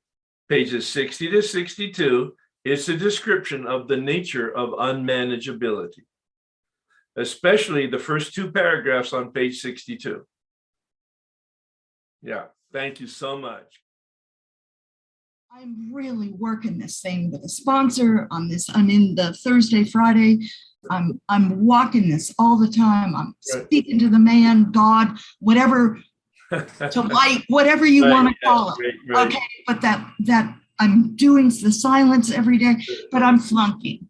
Well, maybe you need to quit judging yourself, although what you are doing, and it's been consistent as you've had the courage to come on and talk, it's been consistent that you are suffering. You are dramatically and deeply suffering in your life. I'm glad that you're in the workshop. I'm glad that you have a sponsor. I'm glad that you're doing the work. It's about being patient, but it also might require some type of professional intervention. And I don't know whether I've mentioned that before or not, but the level of suffering that you're evidencing, I would really warmly encourage you to make sure that you're connected to some professional who is trained in terms of helping people navigate life. I'm working with a team of people. All right, great. There may need to be more, but Yeah. I don't know, but I Yeah. am working. Great. And it's a tough patch and it may last for a while, but you're in, but no, well, see the smile, that tells me you're in the solution and you recognize it. That's right. All right. And in some level, it is getting worse, which I think might be a good thing. Some of the denial of just living with the self-hate, and I can't believe, it's hard sometimes as a human woman to get beyond the self-hate, to see the original. Make sure that you're connected to your sponsor as well as your fellowship, a group of women who will acknowledge your suffering and support you through it, not enable you, but support you through it. So my palms sweat a little, my heart pounding a little, listening to a couple of the people. Mm-hmm. And listening, I realized, I think what it boils down to is my spiritual path doesn't always look or feel like I think it should. Oh yeah. When I had 7 years of sobriety, I got pretty serious breast cancer. And about a year after that, I started getting an inside knowing of something I needed to do. And then a woman actually said it to me and it just rocked me. And she said, you need to let go of all your sponsees. Oh. And I was like, no. You don't know how much I love AA and sponsorship. That's who I am. Mm. And she said, it's coming to me very strongly. And she didn't know me well. But that's what she said to me. So I talked about it with my sponsor and we came to a decision that I would give them 30 days notice and take 3 months, 90 days. Because you were in a healing mode. Exactly. It was about a year after the cancer. But my life was I was still going through some treatments and stuff.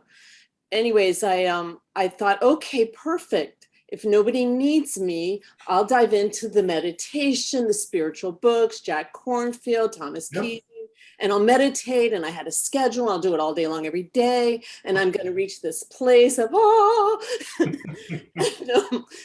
happened? Yeah, that's an old idea, isn't it? It did not work. The very first day I threw the schedules out and I just broke down. And was a mess, crying, and I couldn't understand it.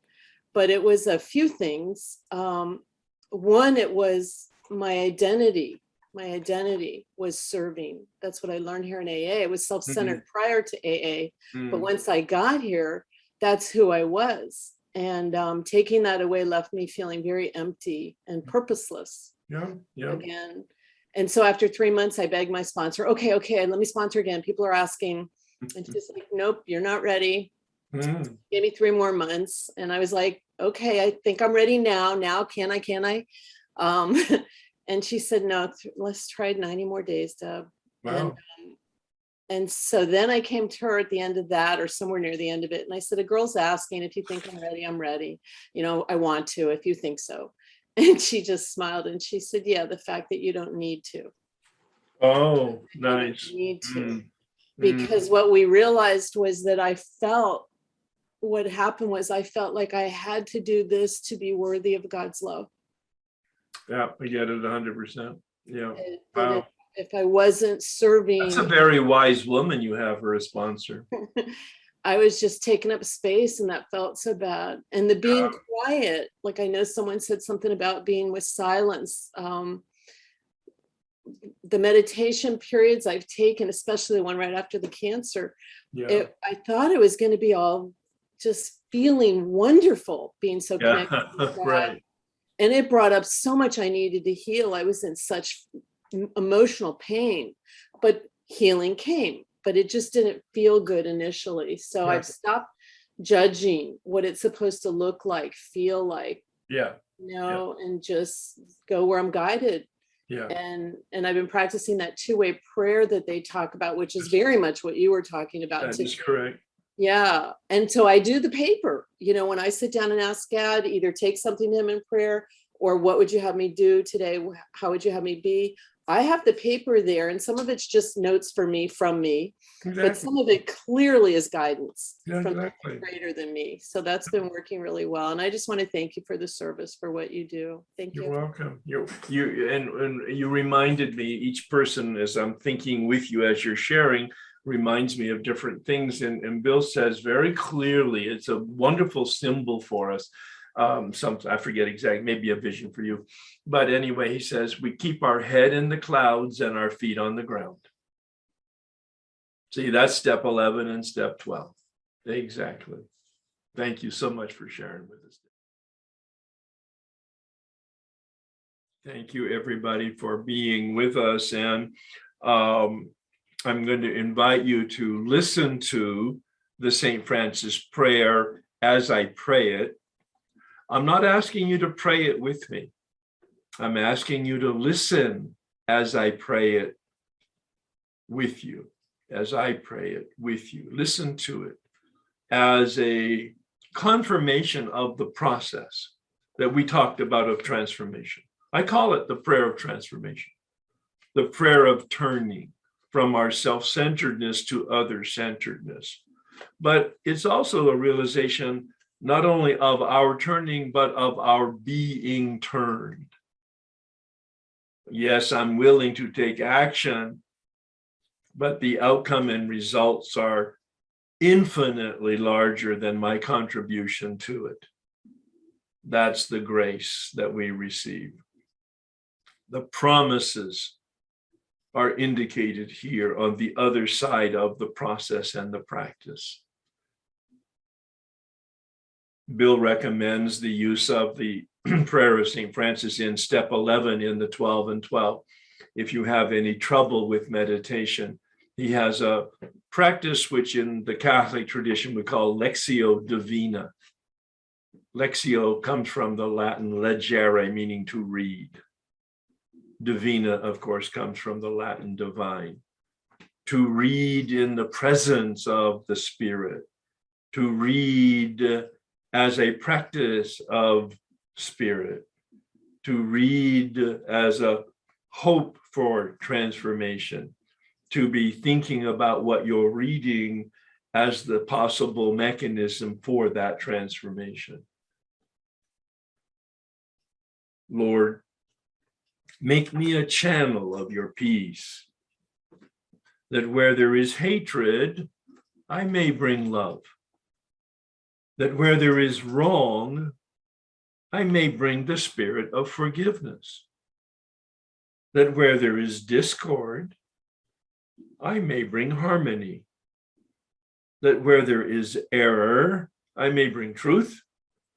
That where there is doubt, I may bring faith. That where there is despair, I may bring hope. That where there are shadows, I may bring light. That where there is sadness, I may bring joy. Lord, grant that I may seek rather to comfort than to be comforted, to understand than to be understood, to love than to be loved. For it is by self-forgetting that one finds, it is by forgiving that one is forgiven. It is by dying that one awakens to eternal life. Amen. Many of you have heard me say Eckhart Tolle in The Power of Now has a phrase. It's pretty ominous. Perhaps bring out a new highlighter when you see this phrase. The secret to life is to die before you die and realize there is no death. This is the process of the 12 steps. To die in the false self so that the true self can come to life and you can live a life that flourishes. Happy, joyous, and free. Thanks, everybody.